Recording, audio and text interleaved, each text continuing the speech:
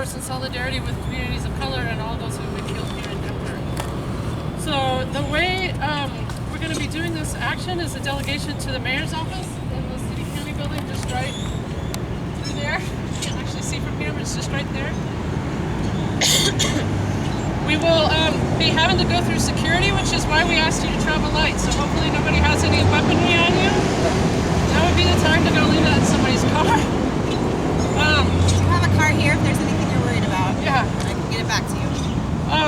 Or anything that's likely to stall you out in the security lines. We have marshals to help us get through those lines, hopefully with some efficiency. So what we'll do is we'll leave here, head over up to the city county building, go through security there together. We'll have a marshal kind of at the front of that and at the back and kind of in the middle to make sure we've got all our people. We'll meet up at the elevators that are in the middle of the building and go up to the 3rd floor.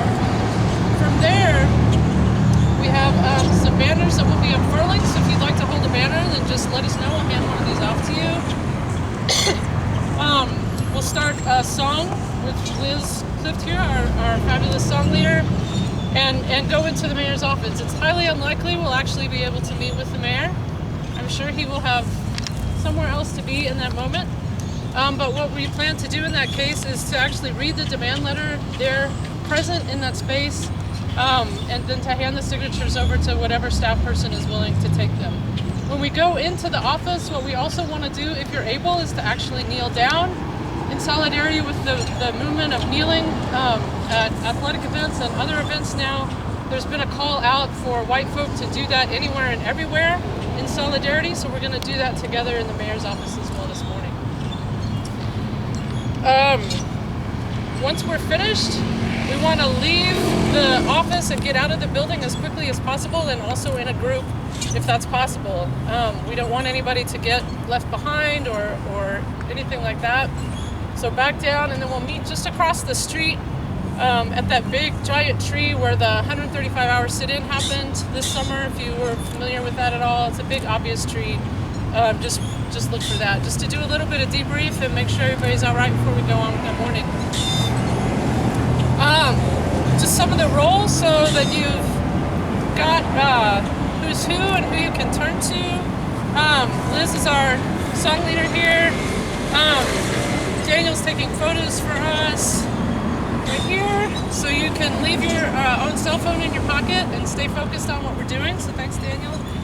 Grace is medicing for us just in case there's any kind of concern that might happen, twist an ankle or who knows. I'm the spokesperson in media in case there's any media that comes today. And then your marshals, this is the important piece, are Ben Joel, right here, Lauren, right here, and also Lexa will be helping us with that. So keep an eye on them to help kind of get us through the building. And then any police or security engagement that we need to deal with is our beloved Lynn over here, who's the expert at that.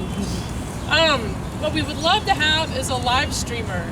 If anybody is willing to take that on for us, somebody who can live stream while we're in the office. Awesome. Yeah, that'd be great. Yeah. From our page, I think, if we can figure out how to do that with you. Okay. Yeah. Any questions before we go in? Yes. Is anyone in the mayor's office expecting us?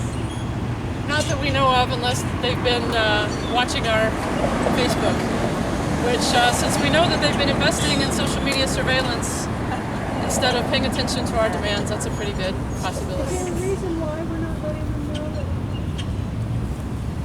that? I think because we want less police presence among us, not letting out publicly in that space like that. Those events are open for the whole public to see. Anybody can see that.